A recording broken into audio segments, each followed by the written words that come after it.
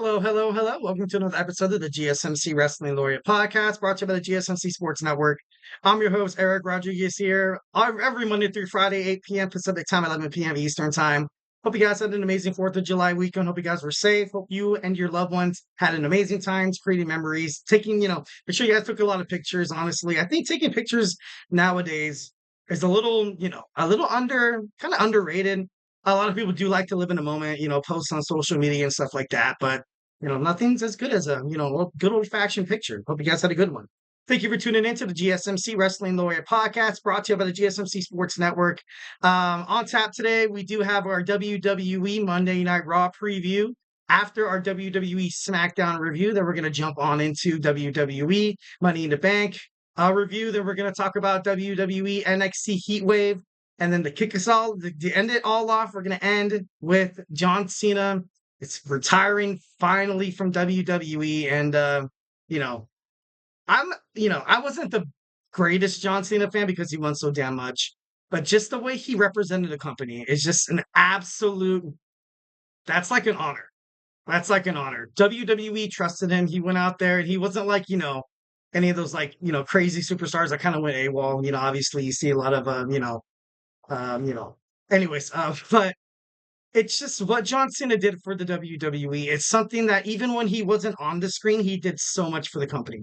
And we're going to dig on into that for our fifth and final segment.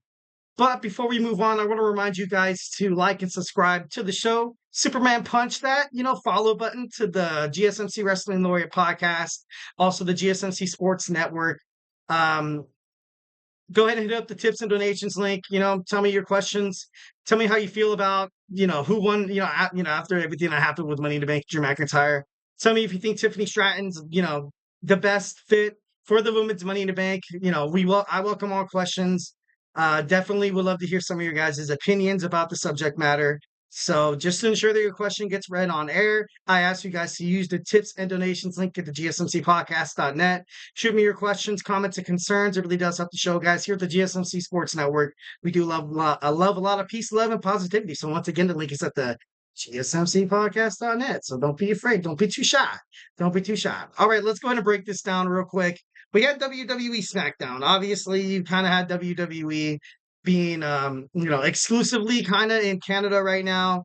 You had SmackDown, you had Money in the Bank, you also had NXT, and now you have Monday Night Raw. But I don't know. So the show started off, WWE Smackdown started off with all 6 participants come out. Obviously, everybody was making their case about, I'm going to win this, I'm going to win that. Someone who made a pretty compelling case. I feel like the future of WWE is kind of on not Carmelo Hayes, so to speak, because obviously there's a lot of other superstars. But besides the bloodline storyline that they got, then you have Cody Rhodes, and I feel like Randy Orton and Kevin Owens are still kind of flowing along those lines of WWE. I feel like Carmelo Hayes would have been an awesome Money in the Bank winner. I feel like I know he's too young. They gave Lyra Valkyria the final match. She was one of the finals against Nia Jax with the Queen of the Ring. She was on fire and stuff like that. She was in the women's Money in the Bank match, but I feel like the men's division is, especially on SmackDown. I'm thinking about the top 5 superstars on SmackDown. Obviously you have Solo Sikoa, the new, young bloodline leader. Although I feel like he still wasn't ready and was kind of promoted, before he had a chance to kind of cement his name as like a dominant tribal chief. I don't know if that makes sense, but I just feel like he really didn't have the accolades. He never really had the win, loss ratio. He never really he had a couple of good wins. He did have a couple of good wins, and now he's winning, seemingly he's won back to back. So I feel like there's Solo Sikoa, and then there's Cody Rhodes. Then you also have Randy Orton, Kevin Owens, and then I feel like after that, and I could be absolutely missing somebody, but right now, like just thinking about it, I'm like, who else does really SmackDown have? Like they drafted Baron Corbin. I feel like Baron Corbin's going to be a pretty huge piece to the WWE SmackDown. Kind of moving forward in terms of their success. You also have Bobby Lashley coming back from injury. Right now, you have the strap Solamente on, Cody Rhodes, and he's a phenomenal champion. He's great. I feel like Carmelo Hayes, if he would have won the Money to Bank, I feel like it would, obviously I get it. I get it, and we'll get more into it talking about WWE Money to Bank and not so much a SmackDown. But this kind of affects SmackDown. Like I get like you want to further the Drew McIntyre and CM Punk rivalry, but I kind of think that was already, or they could have found a different way to you know, have these guys, piss each other off more. I'm not too sure if, Drew McIntyre winning the case, cashing in, then losing. Like, it's just like, if you could have used that opportunity to have the case into like building up something, much more bigger in terms of WWE SmackDown, I feel like WWE SmackDown kind of got snubbed in the Money in the Bank because on Raw, you think about it, and I know it's a 3 hour show, and I know it's heading to Netflix on Raw, you have, the Judgment Day. You have the World Heavyweight Champion, Damian Priest. You have Seth Rollins coming back. You have, Rhea Ripley coming back. You also have the Wyatt Six. And then you have CM Punk and, Drew McIntyre that was already, pretty big before this pay-per-view on Saturday even aired. I don't know. I just feel like it would have been better on SmackDown. If but that's just my opinion. So let's dig on deeper into Friday Night SmackDown. Pretty deadly. Fought the Street Profits, the Pride. Obviously, the Street Profits came out on top. Pretty awesome. Loved seeing the Street Profits achieve success. Definitely thought they should have achieved more success. But they're getting right down they're getting down the right path. It was pretty cool. And there was a promo between the A Town Down Under where basically you saw Austin Theory kind of have that. You had Austin kind of have that, that revelation inside his own mind. He was thinking, he was like, is this guy really out for me? That guy meaning Grayson Waller. Or am I just like, is DIY really right? Are they right? Is Johnny Gargano right? Is he really using it? And I feel like using that, with WWE as well as A Town, Austin Theory. I hate how they call him A Town. I definitely got to rid that name as soon as he becomes babyface. But this was a good push. This was a good push for babyface. Grayson Waller did bring up a lot of pointers. He obviously was buttering up Austin Theory because he's going to be the heel as soon as they lost. We'll get into that momentarily. It was a good promo. It was a good promo because it kind of sets up. I feel like WWE, it set up this because a lot of, even I thought I was like, all right, this is kind of DIY's last chance to kind of win the championships. This is their last mark.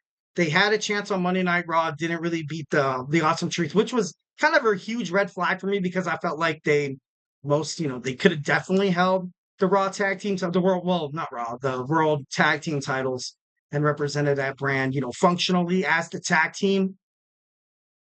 But then you kind of had this, you know, this third party kind of, outside perspective where Triple H was probably thinking like, look, like we can find a way for the fans to love Austin Theory. Austin Theory he's a very, very talented superstar. He's been with the company for quite some time. Every single time he wrestles a match, it's pretty good. It's pretty good. SmackDown, you need younger superstars. You have Cody. Cody's great. The WWE champion, yeah, obviously. You have an aging Randy Orton. You have a Kevin Owens who used to be the Universal Champion, but after everything that's kind of happened within his career, I feel like it's when you kind of think of Kevin Owens holding a major title on SmackDown or Raw for that matter, it just doesn't really seem surreal. And I'm not trying to downsize Kevin Owens because I feel like he's he's an amazing superstar, and I feel like WWE kind of ultimately did this to him, losing to Goldberg and stuff like that. Like I feel like right now you kind of have to have that, establishment. You kind of have to give Austin Theory that credibility, and I felt like this promo did, pretty well. Kind of showing the fans that there is perhaps a way that A Town Down Under could very much retain the titles tonight. I thought it was pretty good. It was a good prep talk by Grayson Waller. So we saw Jade and Bianca Belair. Obviously, we had Indy Hartwell and Candice LeRae. Jade wants the tag team titles back. Jade wants the tag team titles back. You saw them backstage, and this is the second time. This is the second time where you saw the two girls together, and Jade Cargill was like, "Oh man, we got to get our titles back. We got to get our titles back." And Bianca Belair is kind of just there. She's like, "Yeah, but I kind of want it." Bianca Belair belongs as a single superstar, and so does Jade Cargill. The way that Jade is perceived in this relationship between Bianca as that person that, look, I like being part of the singles, like, wrestling and stuff like that. But I'm gonna take a title whenever I can. I'm gonna take the W's if I'm achieving success, as the WWE World Women's Tag Team title holder, then I'm gonna take it. And I feel like Bianca Belair is kind of there, like she kind of downsizes she doesn't look at the the World Women's Tag Team titles like the WWE Women's Championship that Bayley's holding right now as, some kind of this, as equal. But Bianca is, I would love to see Bianca go heel. Bianca at this point, I feel like she kind of needs to go heel. Like, I know you kind of have the Street Profits that are, they're right there on the cusp. I feel like they're the next tag team to kind of be, kind of furthermore pushed by the WWE. But then you also have, Bianca Belair, you have their reality TV show. And I don't want to say holding a reality TV show kind of, negates WWE to perform the action of creating a heel because you obviously want people to tune into that show. They're like, oh, Bianca. Like, I'm not saying that people can't really decipher the fact between reality and, show business in terms of WWE. But what happened in WrestleMania between, the main event with Cody Rhodes and, Roman Reigns, it was a great way that WWE blurred the lines. Like Triple H said it himself. He blurred the lines between reality and basically, what could happen with WWE. And it was a great promo. This is something that I feel like they've done pretty well with the two girls. Having, Bianca, turn heel. Preferably, I feel like it'd be great at SummerSlam. I don't know how long it's gonna take for them to, but I see at WrestleMania these two women fighting each other. It would be awesome. Right now, WWE, it's kind of in the works with the WWE Women's United States Championship and also a WWE Women's Intercontinental Championship. Have this match kind of be that, kind of that stepping stone, that, that steeple, kind of like that award that these two girls are going to fight for. And I don't know. I just feel like that would be a great way to introduce a new title, having the two top dogs go at it. Um, that'd be great. That'd be great as well. So then you also saw, Piper Niven versus Bayley. Nia Jax makes a statement by attacking Bayley. Nia Jax still lingering and waiting for WWE SummerSlam for her title shot. And then lastly, well, not lastly, but second to last, we have the WWE Tag Team titles. A-Town Down Under lost against DIY. Congratulations to DIY. Johnny Gargano and Tommaso Ciampa finally make it up to the Gestapo. And, I just got to say, thank God. Thank God. Because if these guys would have lost all credibility. Would have lost all credibility, would have lost everything, would have had to go back down to NXT, which would have been terrible. Be like, oh, let's have Tommaso Ciampa, Johnny Gargano be the ones to defeat Axiom and Nathan Frazier. Glad that did not happen. Glad that they gave the titles to DIY. It's about time. It's about time. They've kind of, WWE, they kind of played with DIY for a little bit. Obviously, the choice was to break them up. And then once when they were broken up, after a hellacious battle between the two, but then you have both of them trying to establish themselves as singles wrestlers. And that's just something you can't touch, much like Vince McMahon kind of did once when he decided to break up the Dudley Boys. Wasn't really good. It was a terrible decision. Sometimes tag teams need to be tag teams. Singles push, yeah, it's cool. The WWE Championship, yeah, that's what you want to win. But at the same time, like if these guys are complacent, not even complacent. It's not even, if you are the WWE Tag Team title holders or the World Tag Team titles, that's a huge achievement. That's a huge achievement. To them, that is the WWE Championship. So Tommaso Ciampa and Johnny Gargano, sorry, congratulations. Congratulations. Hope you guys have a long reign. If this reign ends in a month or two, I think I would be kind of pissed. I'd be kind of pissed. Lastly, we have Solo Sikoa hitting a promo. Basically says that Roman wasn't man enough to defend his championship against Cody Rhodes at WrestleMania 40. I'm the tribal chief now. He can try and take it from me. It's right. This promo was big. This promo was really, really big. Obviously, we are kind of running out of time at the segment. Actually, we are out of time, but a couple of closing thoughts. Solo Sikoa against Roman Reigns. I I think as of right now, the only thing Solo really kind of has to his name is like backup with Jacob, also the Tongans and stuff like that. But Roman has the better accolades. Roman, after leaving the Shield, he did achieve a lot more than Solo Sikoa. It would be kind of like, a heavyweight in a battle against like a no-name kind of guy.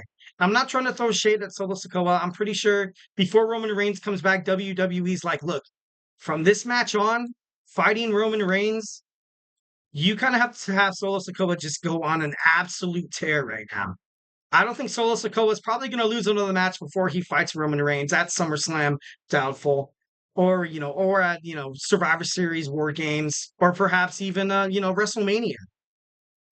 But it was a good promo. Definitely liked it. It's a little surreal at this moment, just because, like I said, I don't feel like Solo Sikoa really isn't up to that stature kind of yet of Roman Reigns, because I feel like he kind of needs to be there for WWE to sell this as something that's absolutely big. The new tribal chief going against the old tribal chief. The old tribal chief, he cut ties with everybody he knew. He screwed over Jimmy. He screwed over Jey. And his right-hand man, Solo Sikoa, went out, proved that he's better, grabbed a whole bunch of guys, grabbed his family. Now Roman is all alone. Roman is all alone. There's no doubt in my mind, maybe they fight head-to-head at a pay-per-view where Roman loses and he thinks to himself, damn, I need my family back. He gets Jey, he gets Jimmy, need a fourth, pick up Sami Zayn, or perhaps, another family member. But I feel like the fans would get a lot more excited if it was Sami. So, yeah, but moving on. Now we're going to move on to WWE Monday Night Raw previews. So, hey, do not go anywhere.